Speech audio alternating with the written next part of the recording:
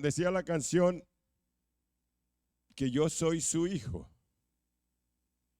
Eso es la primera cosa que uno tiene que meterse en la cabeza, ¿sí?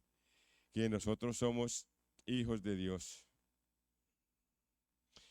Y cuando nosotros entendemos de que somos hijos de Dios, las cosas cambian completamente. Entonces, quiero que vaya a su Biblia y vaya al Salmo 139, Salmo 39, 16. A ver si Daniel puede colocármelo en la nueva versión internacional. Salmo 39, 16.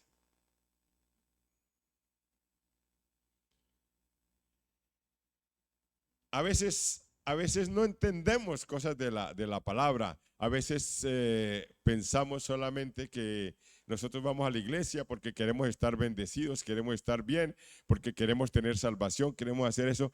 Pero esto es mucho más profundo y a medida que el Espíritu Santo nos va dando revelación, entendemos la profundidad de los misterios del reino. Salmo 39, 16. Dicen, nueva versión internacional: tus ojos vieron mi cuerpo en gestación. Todo estaba escrito en tu libro. Todos mis días se estaban diseñando, aunque no existía uno solo de ellos. Cuando hay la gestación del óvulo del hombre con el tema ese de la gestación, empieza la vida. Por eso cuando las mujeres o los políticos dicen que cuando hay aborto no hay vida, la palabra está diciendo lo contrario. Y la ciencia también dice lo contrario, que ya hay una vida, y dice que cuando empezó, el Señor ya vio. Ya me vio cuando estaba yo en el vientre de su madre. Ya me vio. Y entonces dice, tus ojos vieron mi cuerpo en gestación. O sea, el hombre está diseñado para tener una relación directamente, aún desde el vientre de su madre, aún desde el vientre de su madre. Ahora,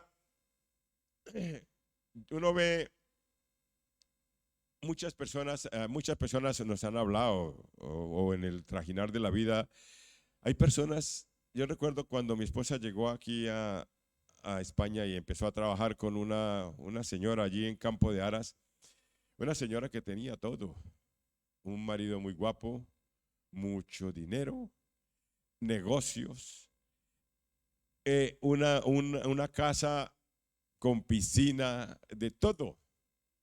Y esa señora ya había intentado suicidarse varias veces, que no existía ninguna razón material para que una persona en esas condiciones intentara suicidarse. Muchas personas tienen todo, muchas personas tienen, que a veces uno dice todo, pero muchos de esos nos dicen, es que hay algo que no me llena, hay un vacío en mi corazón. Y es porque el hombre fue diseñado para que ese vacío que hay en el corazón de nosotros lo llene el Señor Jesús. Amén. Por eso la gente, aunque tengan todo, no se hallan. Aunque vivan muy bien, no se encuentran. Aunque vivan muy bien, están pensando en suicidarse, están pensando en tener otra mujer, están buscando salidas que no son. Y entonces es porque ese vacío por el cual fuimos diseñados no ha sido llenado por nuestro Dios Todopoderoso. El Señor nos ha diseñado, Dios, para que tengamos una relación directamente con Él. Y la relación que nosotros tenemos directamente todos los días es la oración. Y se ha distorsionado. A veces no entendemos por qué nosotros tenemos que tener una relación con Dios y por qué tenemos que orar diariamente con Él. Muchas personas piensan que la oración es un rito. Yo tengo que orar todos los días. Tengo que orar todos los días y entonces lo convierten en un rito. Otros llegan y hacen así y salen corriendo para el trabajo. Otros días, buenos días Señor y hasta luego. Buenos días Señor, bendíceme, y lo vuelven un rito. Otras personas lo vuelven como una obligación. Uy, qué pecado porque se me olvidó orar. Y lo vuelven como una obligación. Otros lo vuelven como una religión. Pero ninguna de esas cosas es. La oración es una relación directamente con el Dios Todopoderoso. Yo los puedo mirar aquí a todos ustedes y, por ejemplo, digo, ¿qué sería la hermana si no hablara todos los días con su hija? ¿Qué sería la otra hermana que veo ahí si no se hablara con su hija? Si en todo el día la niña se va a estudiar y no hablara nada, ¿qué sería aquí estos dos que tampoco hablaran? ¿Qué sería la hermana que no hablara con su hijo? ¿Qué tal la hermana que está allá atrás que no hablara con su hijo? Que no se hablara con nadie, que no. O sea, lo mismo sucede. ¿Qué pasaría si nosotros no hablamos con Dios? Estamos vacíos, por eso estamos diseñados para orar, hablar, conversar todos los días con el Dios Todopoderoso. Y así tiene que ser. O sea, ahora hay que entender que la oración es una conversación, una charla diaria con mi mejor amigo. Con mi mejor amigo que se llama Jesús. A mi mejor amigo le digo, uy Señor, que he tenido estos problemas, que tengo mis batallas, que tengo mis luchas, que tengo mis dificultades, que tengo esto. A mi mejor amigo que es Jesús le digo, Señor, necesito que me ayude con esto, necesito pedirte esto, necesito pedirte esto y necesito pedirte esto. Y así es la conversación. Pero a ese Jesús también le digo, sabe que yo estoy contento en esa relación contigo. Sabe que lo mejor que me ha pasado es conocerte a ti. Sabe que me alegro de ser amigo del Dios Todopoderoso. Sabe que estoy agradecido por ser un hijo del Dios Todopoderoso. Esa es la conversación diaria. Dios es el primer interesado en que nosotros hablemos con él. ¿Le puede quitar un poquitico de agudos? Es que estoy un poquito afónico, póngale más grave. Sí, así. Entonces, Dios es el primer interesado en que nosotros oremos, pero Satanás es el primer interesado en que nosotros no oremos. Es una lucha permanente. Me levanto, no me levanto. Oro, no oro. Hablo con Dios, no hablo con Dios. Eso es una lucha permanente. Solamente cuando ya vamos cogiendo cierta disciplina, como que se nos hace menos difícil la oración. Pero mientras no tenemos esa disciplina, mientras no tenemos esa forma, la oración se hace mucho más difícil. Ahora, una de las preguntas que nosotros algunas veces nos hacemos, bueno, ¿y por qué debemos orar? ¿Por qué tenemos que orar? ¿Por qué debemos orar? Entonces, la palabra dice que nosotros tenemos que amar a Dios sobre todas las cosas, y lo comentaba la pastora. Si nosotros amamos a alguien, pues tenemos que hablar todos los días con esa persona. Y no solamente por eso, sino porque Él nos ama y nosotros le amamos. Entonces hay que mantener una relación. Tenemos que entender que Él es Dios y que Él tiene soberano y tiene el control de todo. Y yo hago parte de la tierra. En mi oración voy a entender lo que Él quiere de mí, lo que Él quiere para mí. Mira, cuando dice la palabra que el embrión vieron mis ojos, que ya hubo comunicación, sabemos que Él desde antes de que uno nazca ya tiene planes y proyectos para cada uno de nosotros. Que a veces se tuercen porque nosotros somos desobedientes. Que a veces se van por otro lado porque somos desobedientes, pero Él tiene un plan trazado. Y aunque nosotros nos torzamos, aunque nosotros nos desviemos, Él sigue en ese plan. En el Antiguo Testamento no era como ahora. Antes de que viniera Jesús no era como ahora. Tú no podías venir y hablar con Dios directamente. Antes, cuando se pecaba, había que ir al sumo sacerdote y llevar un cabrito, llevar un palomo o algo para que el sumo sacerdote matara este animal y hubiera remisión de pecados a través de la sangre de ese animal. El sumo sacerdote entraba una vez al año al lugar santísimo a hablar con Dios. Y él llevaba los pecados de todos nosotros. Y dependía mucho la relación con Dios de los profetas, de los sacerdotes y de las demás personas. Pero cuando Jesús vino a la tierra, él cambió completamente esa relación entre la humanidad y Dios. Y dice Mateo 27:50, ahí cuando Jesús murió, se cambió la relación entre la humanidad y Dios. Cuando Jesús murió en la cruz, dice así, mas Jesús, habiendo otra vez clamado a gran voz, entregó el Espíritu. Y he aquí, el velo del templo se rasgó en dos, de arriba a abajo, y la tierra tembló, y las rocas se partieron. En la antigüedad había un velo que separaba el lugar santo del lugar santísimo.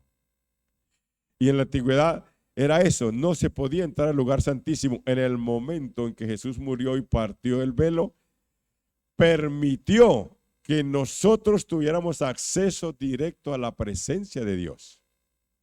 Y eso es bueno. Ya no necesitamos intermediarios. Alguien me decía en estos días, pastor, yo al principio le decía mucho que orara por mí, pero ahora ya tengo comunión directamente con Dios y ya no necesito tanto de ti. Y eso es bueno. Nosotros estamos para ayudar y para dirigir a las personas y en lo que se pueda ayudar, pero la comunión directa entre tú y Dios es lo que más produce efectos positivos de bendición. Es la comunión diaria. Y por eso Jesús murió, para que al partir, al romper el velo, ya podemos entrar directamente. Esto es como una cortina, se abre así y entra directamente a la presencia de Dios. Entonces, yo me preguntaba si fue necesario que Jesús viniera a romper el velo, ¿por qué nosotros no entramos diariamente a la presencia de Dios? ¿Por qué no buscamos la presencia de Dios todos los días? Y hay un ejemplo en la palabra que es el rey David. El rey David era un hombre rico. Tenía muchas mujeres. En ese tiempo se permitía tener muchas mujeres. Tenía fama, tenía dinero, tenía soldados. Era admirado, venían de otros países a visitarlo. El rey David era el hombre más poderoso en ese momento.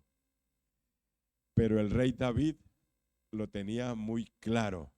Yo puedo ser el más importante, el más poderoso, el más perseguido, el más amado, el más querido, pero hay alguien que está por encima de mí, que es mi Dios todopoderoso. Y en 2 de Samuel 6:14 nos relata una historia muy bonita del rey David. Los reyes en ese entonces tenían una vestimenta muy especial, una vestimenta diferente, que los caracterizaba como reyes, con su corona de oro, su ropa, todo era. Lo que vemos en las películas es algo parecido, ¿sí? Los reyes se vestían como reyes, los otros no se vestían como reyes. Y dice la Biblia que el rey David fue a traer el arca que estaba en la casa de Obed-Edom. Iba a traerla a Jerusalén. Y dice en el número 14, y David danzaba con toda su fuerza delante de Jehová y estaba vestido con un efod de lino. El efod era una túnica como algo muy sencillo. El rey se quitó todos los pergaminos, toda la vestidura, toda la importancia, y fue y se humilló delante de la presencia de Dios, que es el arca. Y dice que cuando el rey se despojó, estaba rindiéndole culto de adoración a Dios. Y cuando yo miraba esto, decía, de cuántas cosas tenemos nosotros que despojarnos para poder entrar libres delante a la presencia de Dios, para llegar allí con las manos limpias, con manos levantadas. De cuántas cosas. Y no voy a hablar de pecados, eso lo arreglas tú con Dios, pero sí podemos hablar de orgullo, de soberbia, de altivez. Uno no puede llegar a la presencia de Dios con orgullo, soberbia y altivez. Ahora, ¿por qué me dice eso, pastor? Yo he llegado con orgullo. Yo he llegado creyéndome el más importante. Yo he llegado a hablar con Dios creyéndome que que yo sé mucha Biblia, yo soy muy bueno y que no sé qué. No. Nosotros tenemos que llegar humildes delante de la presencia de Dios. Nuestra oración debe ir con humildad delante de la presencia de Dios. Despojarnos al menos de esas cosas que no agradan a Dios. Porque el primer soberbio, el primer altivo, el primer soberbio, altivo y el que se creía más es Satanás. Y nosotros tenemos que ser como hijos de Dios, presentarnos delante de la presencia en esa condición. Aunque no le guste a otras personas. En 2 Samuel 6:20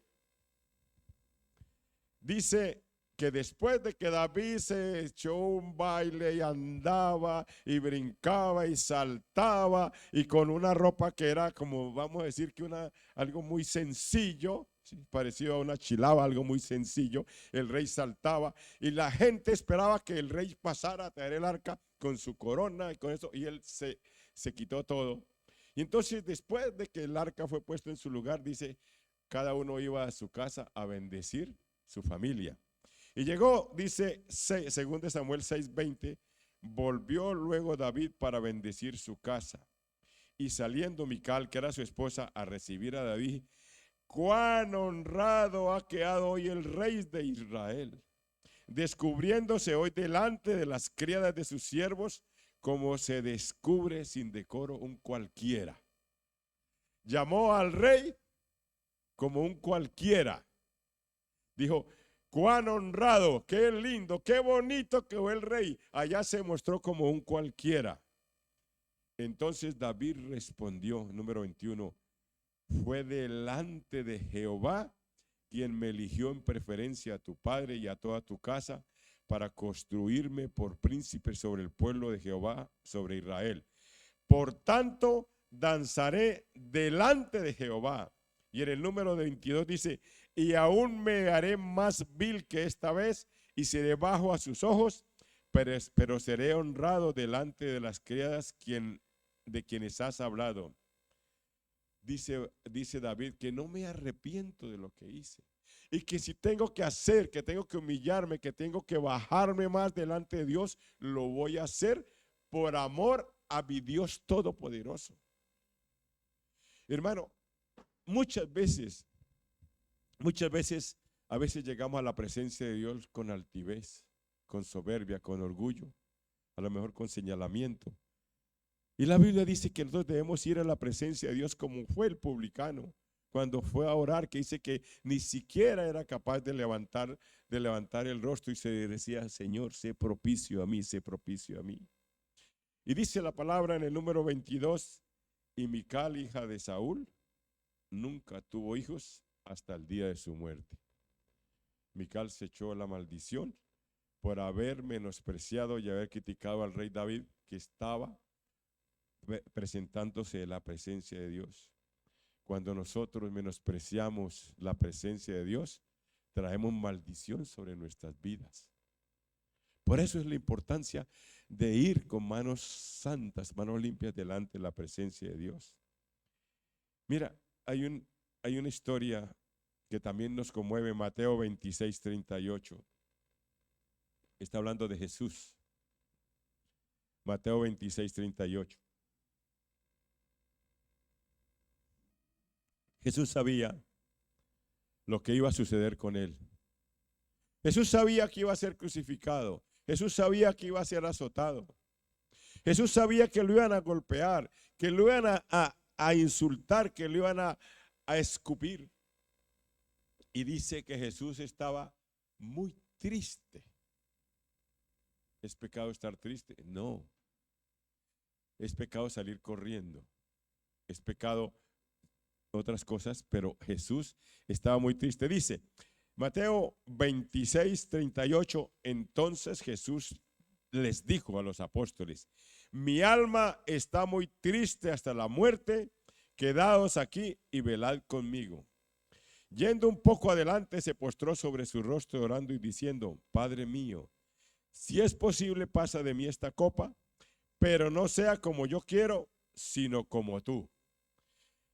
¿Qué está enseñándonos Jesús? Que cuando pasemos por situaciones difíciles, por situaciones malas, situaciones de tristeza, de amargura, de desesperanza, vayamos a su presencia y le hablemos a Él, como hablarle a nuestro Padre. Y le dice, si es posible, pasa de mí esta copa, pero por encima de todo que se haga su voluntad. Y luego dice, vino luego a sus discípulos y los halló durmiendo y dijo a Pedro: ¿así que no habéis podido velar conmigo una hora? Está diciendo que Jesús estuvo orando una hora con el Padre y los discípulos se quedaron dormidos. Y eso es muy duro, sabiendo que lo iban a aprender, sabiendo que él iba a ser azotado y que los que estaban con él pasaron del tema. Es muy duro. Y le dijo a los discípulos: velad y orad para que no entréis en tentación. El espíritu a la verdad está dispuesto, pero la carne es débil. Mira, hermanos, esa es una lucha permanente que les pasa a ustedes nomás, a mí también, a todos. Es una lucha entre la carne y el espíritu. Es una lucha entre orar y no orar. Es una lucha entre quedarse debajo de las mantas o no. Es una lucha entre ir o no ir. Es una lucha permanente que nosotros tenemos que ganarla diariamente. Dice, el espíritu a la verdad está dispuesto. Uy, yo tengo unas ganas de orar. Tengo ganas de hablar con Dios, pero la carne no me deja. Entonces, ¿qué hacemos? ¿Dejamos que gane la carne? No. Eso es como cuando uno tiene ganas de ir al gimnasio. Voy a ir al gimnasio y no sé qué, y este mes sigue, no sé qué. Pero mejor me aguanto las ganas. No, la lucha entre el espíritu y la carne siempre tiene que ganarla el espíritu. Y por eso son estos días de ayuno, para que nuestro espíritu crezca, para que la carne mengüe. Entonces, dice ahí que tenían que velar y orar los discípulos y dejaron a Jesús ahí, lo dejaron solo. Entonces, dice que el Espíritu Santo es el que nos ayuda en esos momentos difíciles, es el que nos consuela, es el que nos guía, es el que nos revela. Romanos 8:26 es una cita bíblica muy bonita que yo la hablo mucho, que tiene que ver con el orgullo y el saber que nosotros somos muy sobrados. Por lo general nosotros pensamos que sabemos orar, que sabemos interceder, que nos sabemos la Biblia, que somos muy buenos, que somos buenos cristianos. Y en el libro de Romanos 8:26 dice: y de igual manera el Espíritu nos ayuda en nuestra debilidad. Pues ¿qué hemos de pedir como conviene? No lo sabemos, pero el Espíritu mismo intercede por nosotros con gemidos indecibles. Nosotros siempre tenemos que decirle al Espíritu Santo de Dios que nos guíe, que nos enseñe, que nos muestre, ¿Qué es lo que tenemos que pedir? Si nosotros no nos dejamos guiar por el Espíritu, estamos siendo soberbios. Ah, no, yo no necesito el Espíritu, no sé qué. Entonces dice que el Espíritu Santo es el que nos guía, nos dirige a toda verdad. Él es el que nos guía.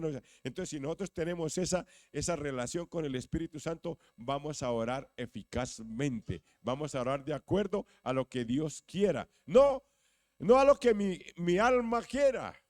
No a lo que mi carne quiera, porque mi carne quiere muchas cosas que no están de acuerdo con el Espíritu. Y mi alma se deja llevar por los sentimientos y pide muchas cosas que no están de acuerdo con lo que Dios quiere. Entonces, denle un aplauso al Señor.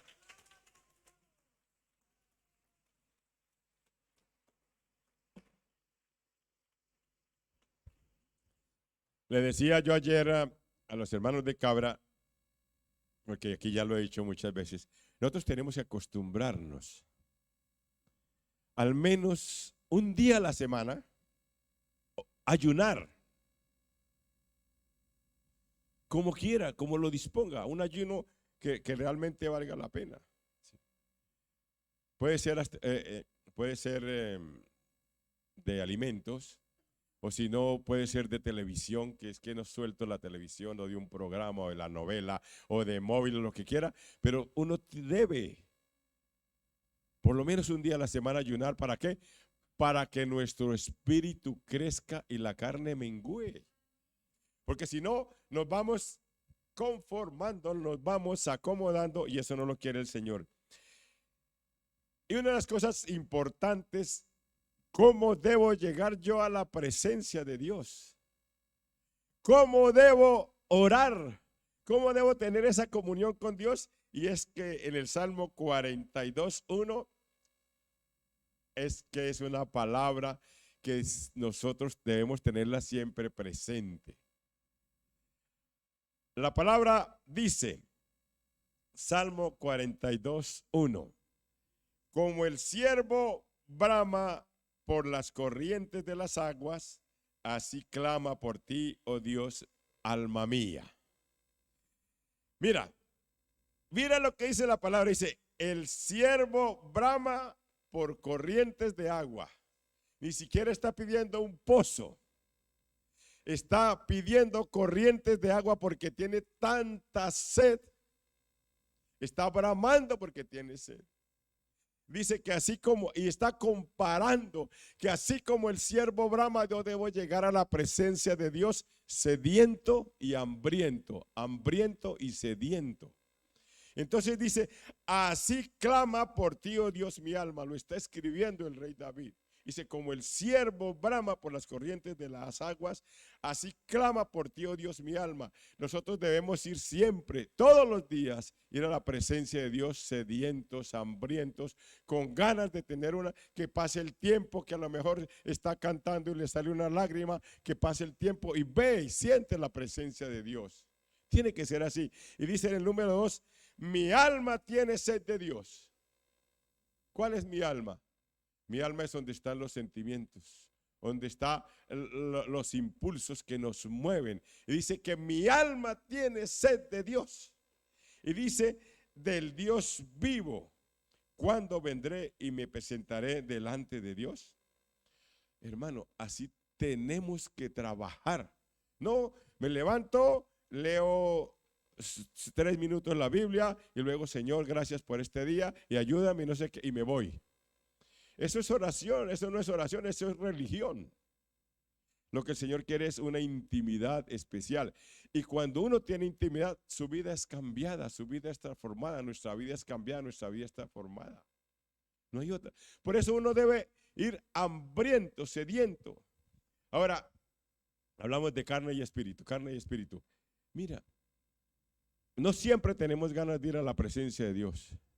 No siempre estamos dispuestos. Pero lo bonito de ir a la presencia de Dios es que si estoy dispuesto, gloria a Dios. Pero si no estoy dispuesto y voy a la presencia, voy a tener más premio. Pero si no estoy dispuesto y no tengo ganas, y si no estoy dispuesto y además de eso no tengo ganas y voy a la presencia de Dios, tengo mucha más bendición de parte de Dios. Eso es lo que a veces nos sucede. Ahora, cuando nosotros permitimos que el frío, que el calor, que la lluvia, que el vecino, que anoche no pude dormir, que no sé qué, y no vamos a la presencia de Dios, no estamos teniendo una comunión, una intimidad con Dios Todopoderoso. Y por eso dice la palabra, dice que nosotros debemos tener una intimidad con Dios. Dice, y tú entras y cierras la puerta. ¿Qué es cerrar la puerta? Dirá alguien, pero si yo no tengo puerta en mi casa. No importa si tiene puerta o no tiene puerta. Si está en el baño, si está en la sala, si está afuera, en el campo, donde sea, el Señor quiere una intimidad, algo personal, algo que tú y Él y tú, yo y Él y yo. Que no pueda ser dañada esa comunión por algo, que está el televisor muy duro, que está la olla, que está la licuadora, que está lo que sea. No, tiene que ser una intimidad. Por eso el Señor habla de que cerrar la puerta es una intimidad con Dios. Sí. Entonces, hermanos, nosotros tenemos que entender que Dios es nuestro Padre y yo soy su hijo y debo tener una comunión con Él. Debo tener una comunión. No es que si yo quiero honrar a mi Padre, tengo que tener una comunión con Él. Yo debo tener una fuerte relación con mi Padre, que es Dios. Si no la tengo que luchar para que esa relación con mi Padre, que es Dios, sea fuerte, fuerte, fuerte. Que no haya distorsiones, que no haya nada sino eso. Segundo, yo debo luchar por enamorarme más de Dios. La Biblia habla en el Apocalipsis, dice, pero has dejado tu primer amor. Los que están en noviado, los que son casados, los que sí. El primer amor es lo más bueno. Eso hasta se pone uno tonto y se le va la voluntad. Y no ve ni los defectos no ve ni los defectos de las demás personas. Sí. Le falta un diente, no pasa nada. Tiene una barriga así, no pasa nada. Eso todo es divino. Todo es divino. Sí. La barriga, cuando vaya al gimnasio, se le acaba. Bien. Entonces, es que me acordé ahora, no lo voy a contar mejor. No, es que me acordé de un compañero de trabajo que tenía en Colombia que era bien feo y hasta los dientes bien escasos como perlas. ¿Sí? Y entonces yo dije, ¿usted cómo hizo para conseguirse una novia tan bonita? Y dice, no, es la misericordia de Dios. Y así es. Pero el primer amor es eso. Nosotros, independiente de que uno sea guapo, feo, bonito, gordo, flaco, es tener un amor, una intimidad con el Dios Todopoderoso, y que cada día no se apague, porque decía, has dejado el primer amor. ¿Sí? Saber que Dios va a llenar ese vacío que hay en nuestro corazón. El vacío que nos ha, que así uno esté económicamente bien, casa, carro, beca, todo lo que uno tenga, y tenga el marido, la mejor hija, lo mejor. Pero hay un vacío en nuestro corazón que solo lo puede llenar Jesús. Y entonces tenemos que luchar, Señor, mora en mí, Señor. Es que cuando uno entiende que cuando uno hace la oración de entrega, de inmediato el Espíritu Santo empieza a morar en nosotros y nosotros nos convertimos en templo del Espíritu Santo. Es que eso es una cosa tan maravillosa, tan maravillosa. Entonces, es decir, el Espíritu Santo, hablar con el Espíritu Santo, que lo tiene uno ahí. Dice, debemos presentarnos ante Dios como el siervo que brama por aguas, un siervo sediento, un siervo hambriento. Siempre debemos presentar a la presencia de Dios, porque en su presencia encontraremos llenura, encontraremos esa agua que calma nuestra sed.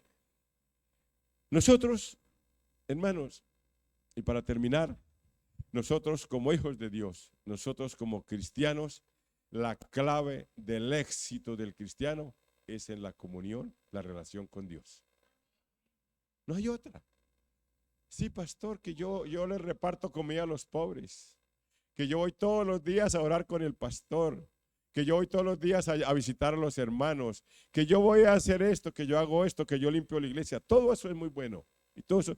Pero lo principal, lo primordial, lo más importante es la comunión diaria, la comunión de todos los días con nuestro Dios Todopoderoso.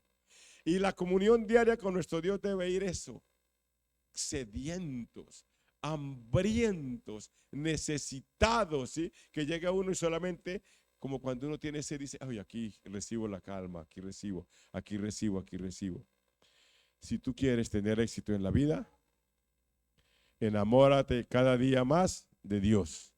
Si tú quieres tener éxito en la vida, aumente, aumente. Yo no, o sea, no estoy hablando de cantidad, de eso, o sea, tiene que tener una cantidad y una calidad de comunión, de oración con Dios, que el Señor cada día lo va agrandando, va mejorando.